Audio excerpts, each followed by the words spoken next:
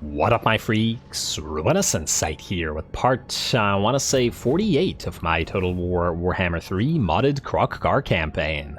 So as we saw last time, Kroq-Gar attacked the Awakening, or rather stood outside the Awakening while the foolish dwellers within and decided to attack him instead. It was a battle, as in they actually had to work for it, but the win was ours, the Awakening fell, and now we're ready to properly invade Lustria. Soon, between Kroq-Gar from here, Kroq-Gar from here, and Talabheim, we will crush the interior of the fools that have dared to invade Lustria, and then we'll push outward to make sure that it is all in lizard hands. Now, in terms of what we gotta do this turn, there's probably quite a bit, as we've got a few things to move. I also want to check the... Ooh, yes.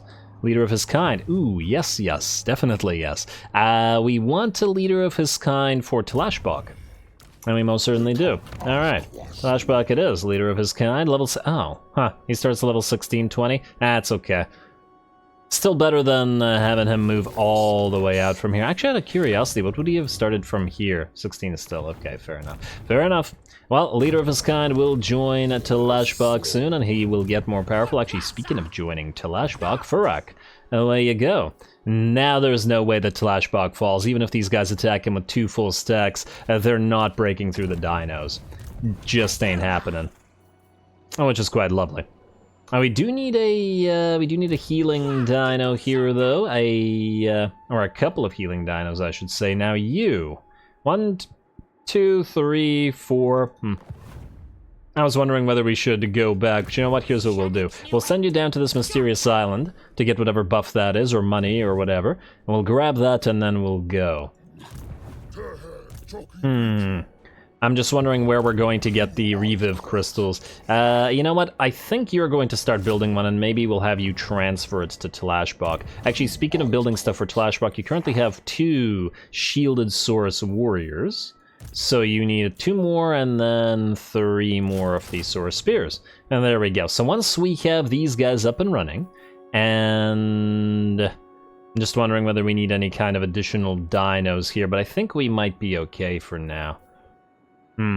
A little bit tempted to build even more dinos with solar engines, but I think we'll wait for another army. Like, I want to build an army with like 6 solar engines and then maybe a couple of stegs with burning alignment as well. And just for fun. Another Chotek army, I guess. All about those Chotek armies. Anyway, that's good. I also think I forgot to do diplomacy last time, so let's double check that. Not looking like anything useful here. Trade, ooh, Kurun. Yeah, we could do Kurun. That's not bad. And the Great Orthodoxy potentially as well, but Kurun is a better one because they're friends with the Wood Elves, and thus the Wood Elves would like us more by doing this. Though, granted, if the Wood Elves attack our Dwarfen allies, we're picking the Dwarfs over the Elves.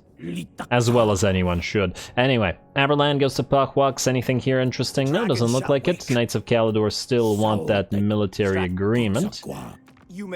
Maybe we should just do the defensive alliance with the Knights of Caledor, finally. Hopefully these two won't attack each other, but look at that. Moving up to 50 with Karak-Kadrin now. Certainly not bad. Alright, fine. I think we're good to do the agreement defensive with Knights of Caledor. There we go. We're not going to do military, mostly because I'm a little bit wary of them attacking because they're a strong faction, and we'll see about that. Fortunately, they don't have anything at the Fortress of Vorag, which means we can get the outpost right there. Fortress of Vorag, yes.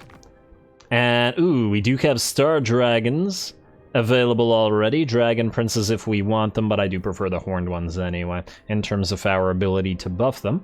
Yeah, there may be a few armies where we could use some Phoenixes as well. Contract outpost, yeah, lovely.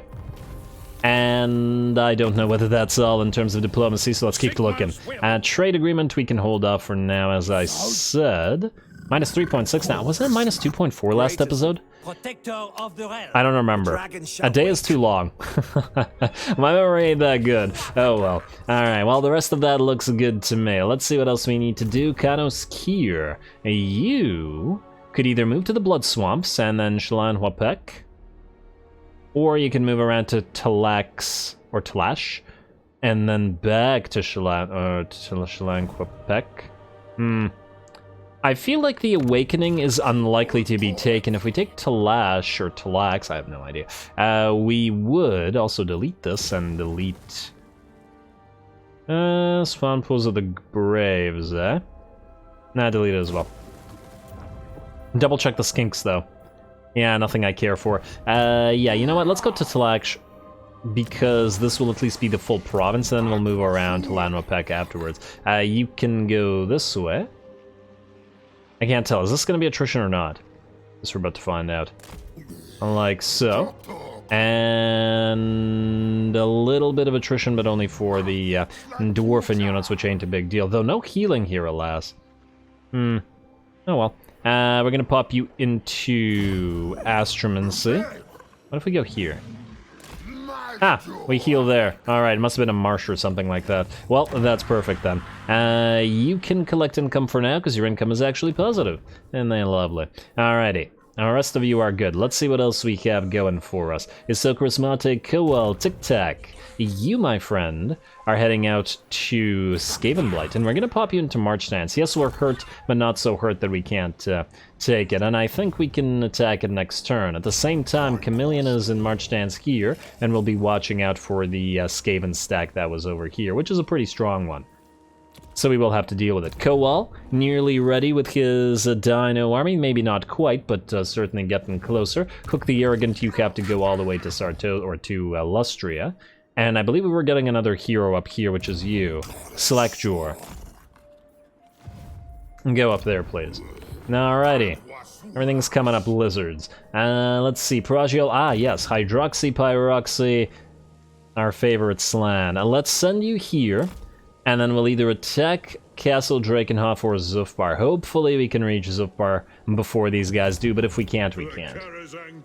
I expect they'll attack it next turn, because this army will be maxed out in terms of its mustering, unless they're building something that takes multiple turns to actually build. Let's hope.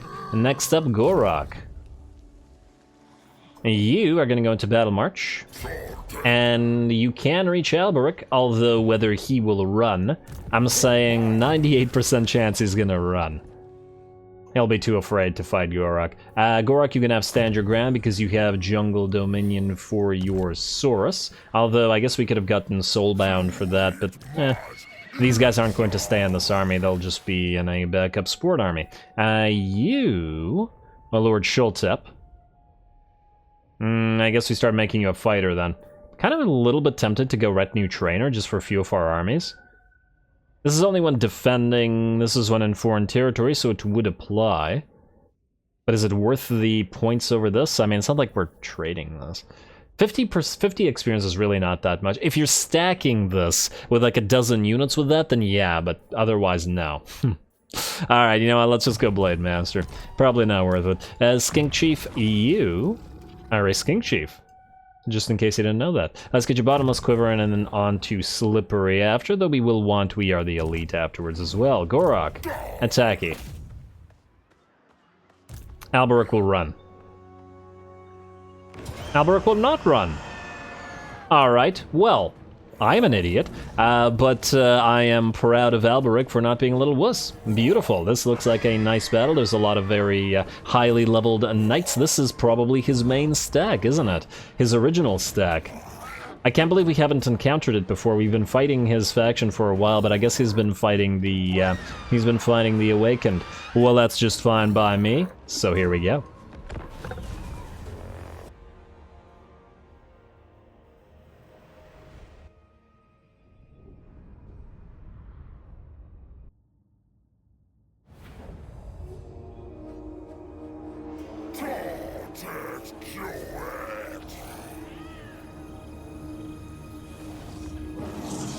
Alrighty, here we go. Feels like it's been far too long since we got a proper fight for GOR-ROK here, so the goal of this particular battle, other than to have a good time, which is the goal of all battles, is going to be to try to get him a fight with Alberic in particular. Oh, well look, it's a Marble Skylight. Let's see, what do we have here in terms of stats? Oh wow, he's pretty mighty, 83-73. Very, very nice. In fact, he does outstat GOR-ROK in many ways. That said, GOR-ROK's stats are deceptive in some ways. A, because he has regeneration, and B, because several of his active abilities make him a lot stronger, even if he gets it down to fairly low HP because of the duel.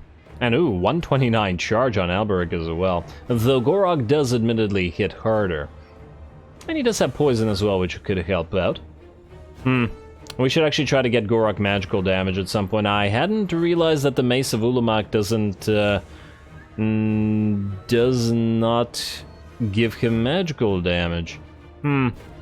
Alright, may need to put a Lichbone Pennant on him, because there's no other way to give him magical damage, is there? And it feels like he should have it. Although, on the other hand, just him physically bonking everything to death is also kind of a nice thing. Anyway, we are moving him forward by himself in the hope that Alberic gets a drawn forward, sort of trying to call out the enemy lord. I almost wish that there was a sort of like call out for a duel function to the game.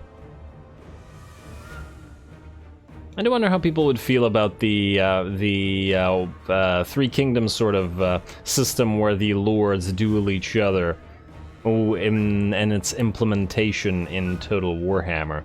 Would that be a good thing or a bad thing? I don't know.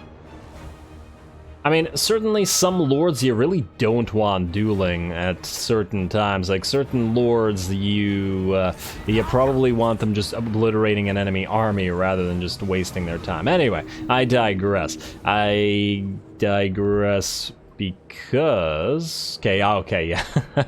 I was like, wait a second, our units are dying now. And this is just the garrison line. I put them in a separate group, and I decided to send them forward. The goal of this is similarly to get GOR-ROK into a duel with Alberic. I was hoping that by sending the garrison forward completely unsupported by the rest of our forces, this would force the enemy army to engage, and Alberic would be willing to actually drop down and fight. And by the looks of it, I was actually correct in that assumption, as Alberic has come down and will begin dueling GOR-ROK on the ground.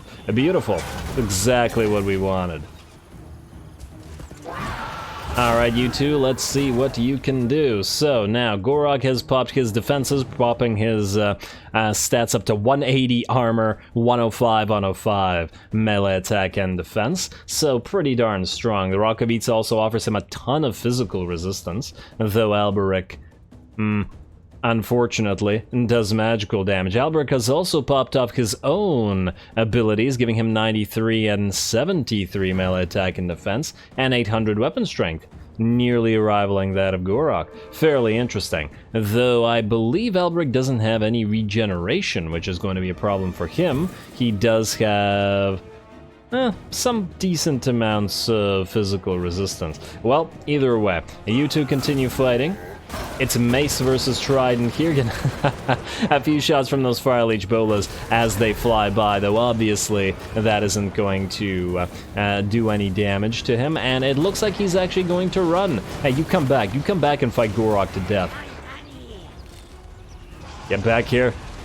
Only unfortunate aspect of GOR-ROK is that he's quite slow. Well, oh well. Alberic looks like he wants to get away, so we're just going to move in the rest of our units to help out. I think the duel was going actually fairly evenly. GOR-ROK and Alberic were both at about half HP, but at the end of the day, I think that GOR-ROK would have won, and then he would have recharged to full HP over time anyway, which is he's going to continue to do between his own healing and now the Reviv Crystal. You really shouldn't have abandoned the duel there, Alberic, because I was certainly willing to wait it out. And if GOR-ROK lost, then he would have lost, though I somehow doubt that he would have. Alrighty, and I think Alberic is down, which means we move to the rest of the battle. Looks like we got some knights fighting out here. This is them just still fighting the remnants of the garrison forces, which we sent in as bait, but we have plenty more Saurus moving in, and where GOR-ROK is not able to lead, that's okay. The Pale Death, our Troglodyte, is able to instead. You gotta love these things. The sensory organs they have on their snout and stuff, and the whole blindness thing. Very nice model. Alrighty. And it looks like they're taking care of these knights fairly decently so far. The questing knights in very bad shape, and interestingly enough, our Saurus relatively unharmed, all things considered. Now, there is, of course, plenty more knights where that came from as they head into combat with the rest of our Saurus, but by the looks of it, the enemy's having a pretty bad time and has dropped down to about, I don't know, 20%, maybe 15% favor. And in the meantime, our aerial units have also taken care of all those poor peasant bowmen, but well, the peasant bowmen were never going to have a good day, regardless of whether they were in Lustria or whether they were at home in Bretonnia. In fact, maybe getting eaten by jungle predators is actually a better life than being a peasant in Bretonnia.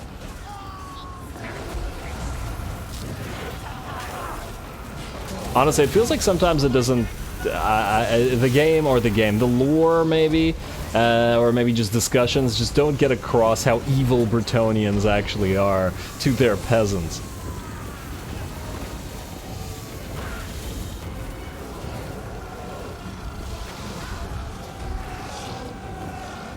I could definitely see the Dark Elves doing similar sort of things, and when I say could see, I mean I know that they do.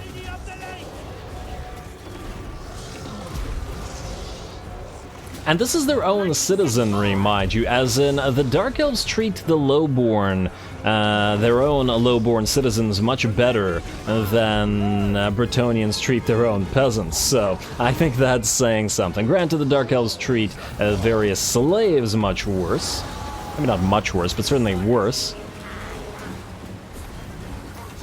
But they do treat their lowborn better, which I do think is interesting. Anyway, looks like the knights are getting absolutely overwhelmed by Saurus, simply unable to break through the tide of lizard flesh, and it looks like these guys will shatter, and I do believe the rest of the army will shatter as well. They really had not much of a chance there. I guess they were lulled into a bit of a false sense of security because we baited them in with our garrison forces, which certainly works for us as it prevented a lot of damage to our main line, and even where our units got hurt, like this unit of Saurus warriors, they only lost 5 units to those cavalry charges. Just a lot of HP damage. So quite nice, and we should still be able to chase down a fair few of those knights as they get away, and I think auto-resolve the rest of this army. Poor Alberic, and as I was saying, as we can see, GOR-ROK is now back up to nearly full HP because of his regeneration, so even the duel left GOR-ROK basically unharmed. Nice little temple out here as well. Or temples, I should say. Anyway, with Alberic's main force destroyed, I think this might actually break the faction, as in, he doesn't have a lot of territories remaining, and I'm not sure that he has any proper armies remaining, which means soon all those territories will belong to us.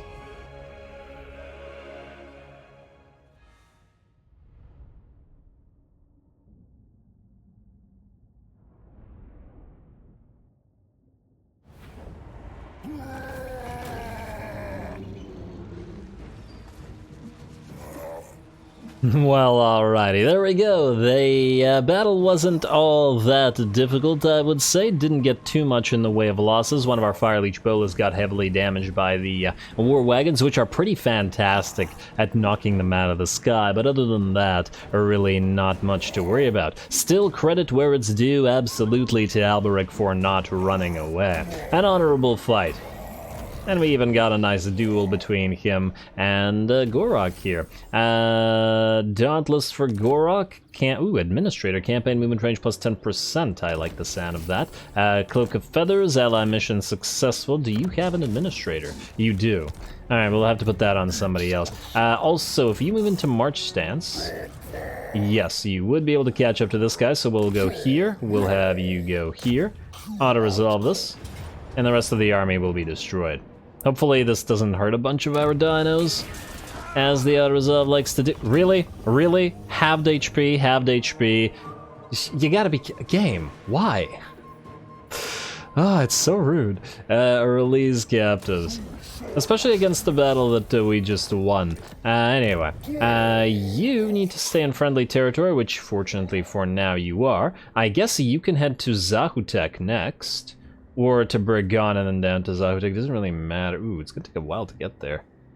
We might actually be able to reach Xhotl in one move. I'm not quite sure, though. Let's give it a try.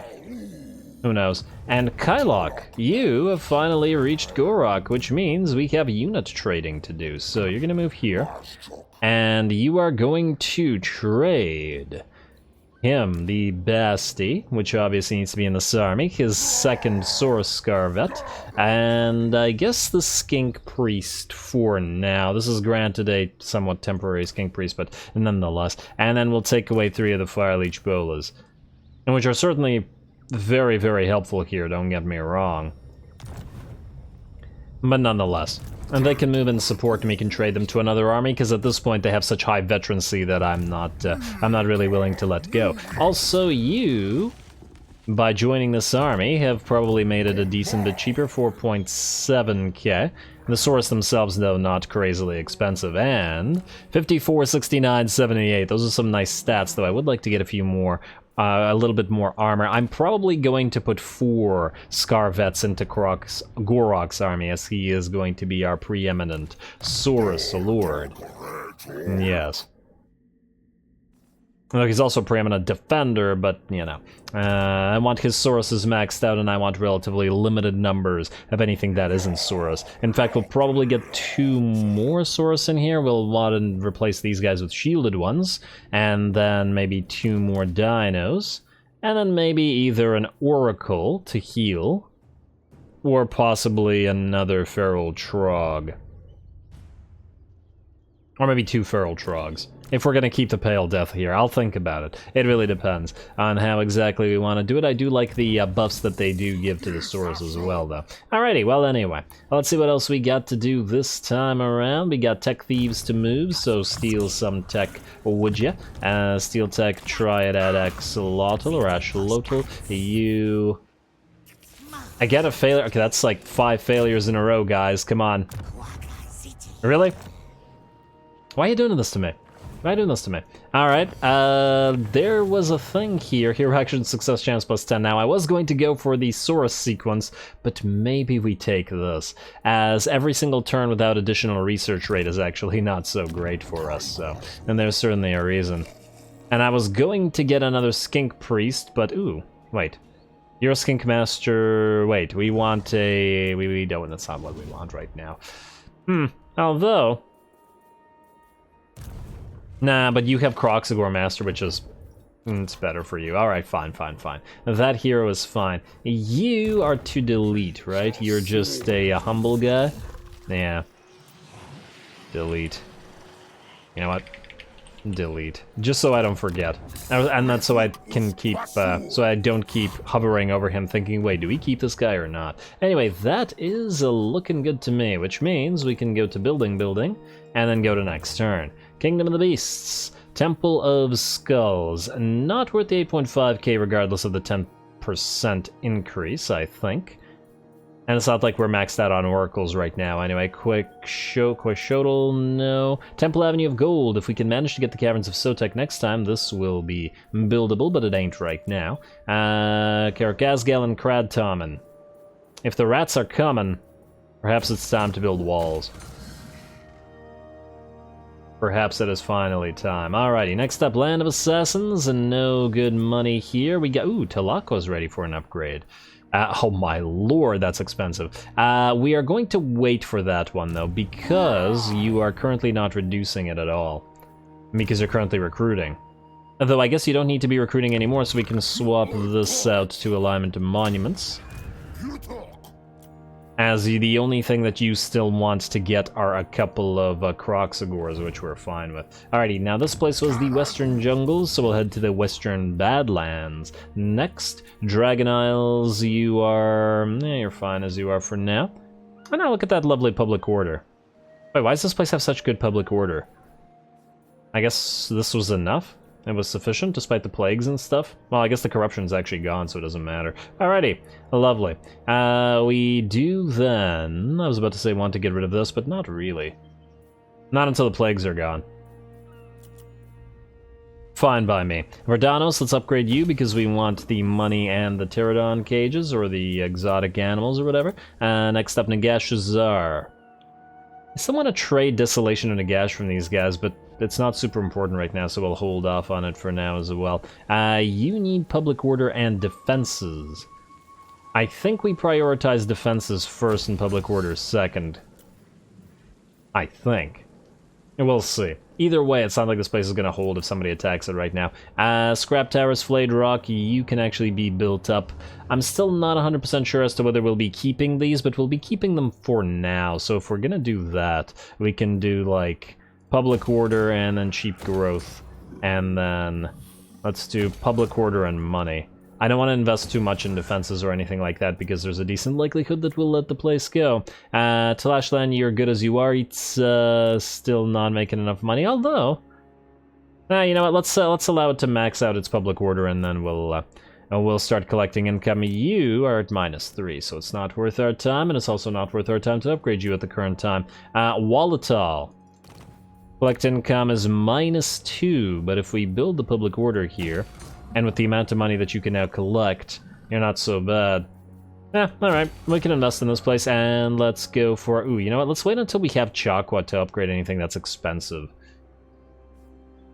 For now, just go for the Public Order, but we'll keep an eye on it. Alrighty, we do still have a little bit of money remaining, but we'll keep it for next turn, as we do need to spend like 15k on upgrading Talakwa to next level. And I think there's another place that should be near to next level as well. Not Crater the Walking Dead, which would be nice, but there's another dead-themed one, isn't there?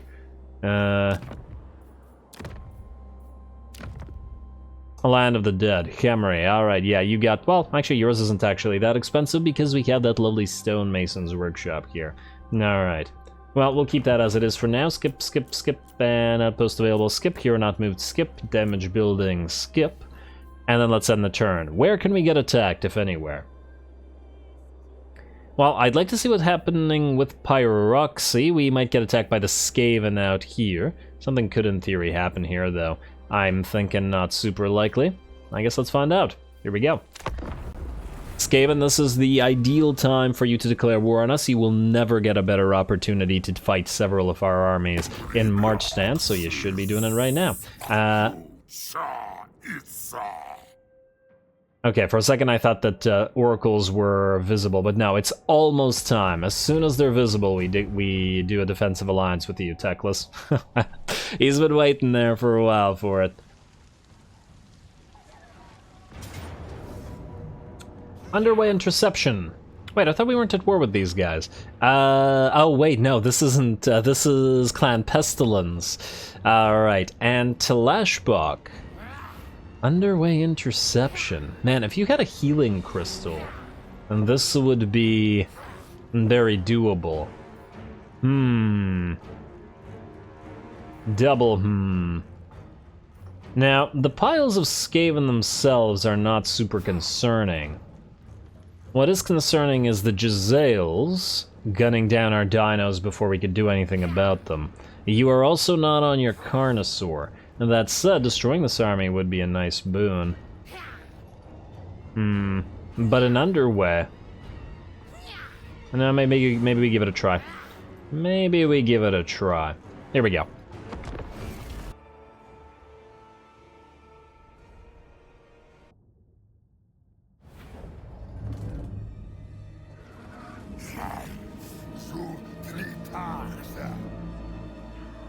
Alrighty, here we go. Talashbok is at it again. The enemy only has a 3/4 stack, so this is a relatively small battle, but of course, we only have just under a half stack ourselves. That said, of course, Talashbok rather has dealt with worse, and has certainly dealt with worse with much fewer units, so I do have confidence in him. Now, there are a few very concerning units here, namely the Rattling Guns and the Jezzails, both of which can do a lot of damage to our dinos. Same thing for the Poison Wind Mortars as well as the Plague Claw Catapults, which could absolutely destroy our relatively minimal numbers of infantry. And then lastly, the Death Globes, which are a threat to basically everything. Death Globes are ridiculous, so we'll have to watch out for all of those at the same time. The strategy will thus be to try to get Talashbok in here first, to try to dodge and weave between the enemy infantry lines, and get towards the threatening enemy units units like the Warplock Jezzails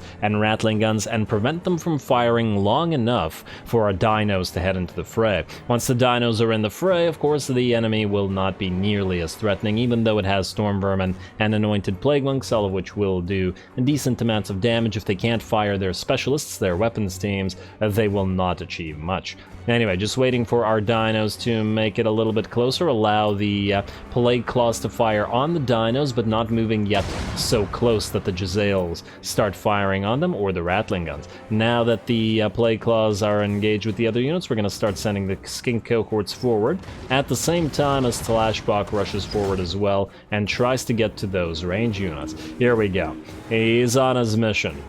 He can't charge directly through the enemy because unfortunately on a cold one he does not have the mass to do so, but he does manage to get right in between the gaps in the enemy lines and move into the enemy Rattling Guns, killing 3 or 4 of them with a single charge, which isn't too bad. These guys are going to run off, and that's just fine. We're going to give chase to the Jezzails as well, and all while this is happening, the dinos are moving closer and closer. We don't really care about the skinks, unfortunately, so they can serve as bait for both the Saurus and the dinos to move into the fray. In the meantime, we're going to pop that Burning Alignment on the enemy just to try to cripple those weapons teams with as much damage as we can before we get there.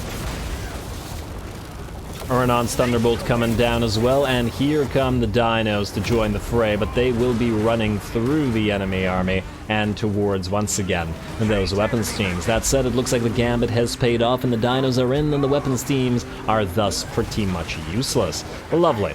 Now what are the rats gonna do? Sure, they could have probably killed any one of our dinos by itself if the dinos weren't protecting each other, but with the sheer amount of mass that they have, the enemy won't be able to surround them and kill them. Besides, this also has allowed our Saurus to close, and both of the 2 units of Saurus are pretty much at full HP, which is looking pretty good. So while we did take damage on the Skink cohorts, which were a little bit up ahead from the Plague Claws and the Rat Ogres by the looks of it, since our Saurus are fine, together with the dinos, I think we got this. You can always trust Talashbach to pull off some ridiculous wins, apparently.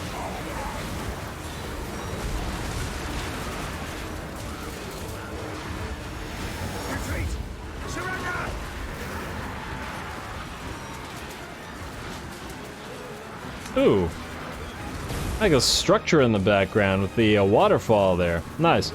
I take it that's Skaven scaffolding around dwarven structures? Yeah, by the looks of it, I see Skaven runes. The sign of the 13 there. Why do they need all this scaffold? What are they doing here? Kind of interesting. I wish I could zoom in further. But anyway, back to the battle. Such as it is, though the balance of power creeps towards our favor, we're at about 70%, maybe a little bit lower, but it should climb even higher. Most of the enemy weapons teams being focused by us are running away, and we're giving chase just to make sure that they cannot fire in again.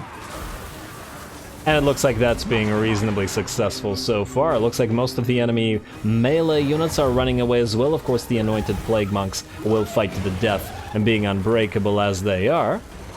But we're pretty okay. And it looks like our Saurus didn't even really take all that much damage here. Well done, everybody. Looks like most of the enemy army has shattered, and in fact, I believe that is actually the chain route. I also believe Talashbach did manage to hunt down and kill the enemy lord while they were running. Not that that's important. Obviously, since this is an underway interception that we took, we don't actually have to kill everything, and we just have to see it off the field as it will be destroyed. Just a few more Anointed Plague Monks in the middle of the fray. Ooh, and this Anointed Plague Monk drops to javelins to the back. Very nice. Yeah, the skinks up there just lording it over them. Yeah, probably not great to be on the ground when you have this thing just running around you. Oh man, yeah. Just imagine being an infantryman in the Warhammer world. It's so great. Alrighty, oh, there's another Plague Monk. I thought the battle was over. There's actually 3 more Plague Monks. Another one gets brought down by the javelins, and this one gets brought down by the javelins. Damn. Now the skinks on top of these things doing nice work. Anyway, there we go. With that, the battle ends. A heroic victory for Talashbach, but he's certainly used to those.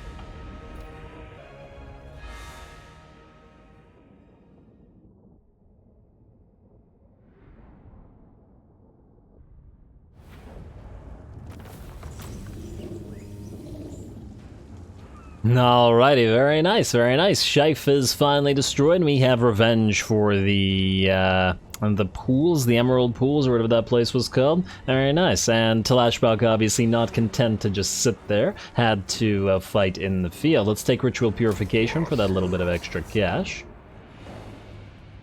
And let's see whether Scryer attacks us, or whether Scryer has actually gone past already or not. I guess we're about to find out. Dwarfs, please don't attack the elves.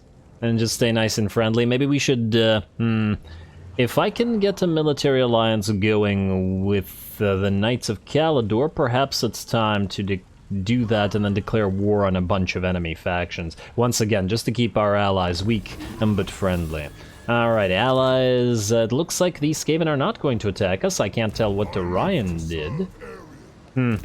Is Chameleon able to reach the place? Is Carrick Buftar? I don't know if it's full of Skaven or not. I guess we're about to find out. Sacrifice to Mathan, free war banner, seasoned campaigner for Talabheim. I'd certainly like to think so. And constructor for Kylok.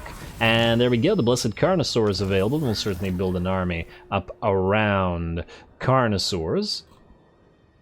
Alright, moment of truth. Battle, march, or what? It doesn't matter. Go to Caverns of Sotek. Will this find Kairos? Colonize. Province secured.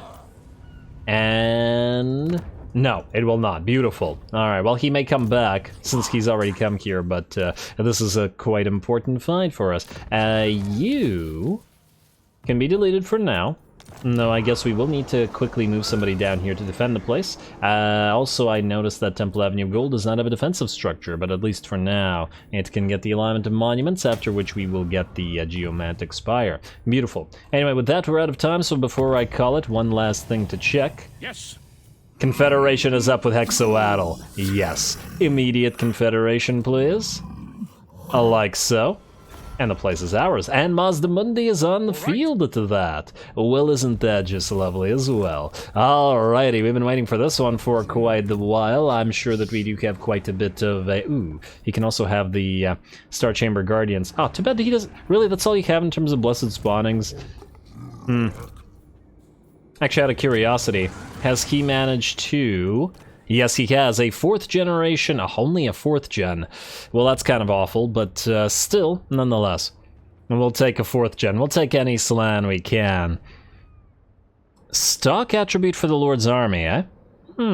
That actually could be quite interesting for a dino-centric army, and you are a Lore of Life, so you will have the Carnosaurs, you will have the Dreadsaurians, etc, etc, etc, so we'll get you on the field in 8 turns. Beautiful, and also I'm sure that Mazda Mundi has a lot to do, but we'll figure out what it is next time, in terms of his skill points and all of his admin. Stay tuned for that, don't forget to leave a like and comment. I'm so glad he finally confetted.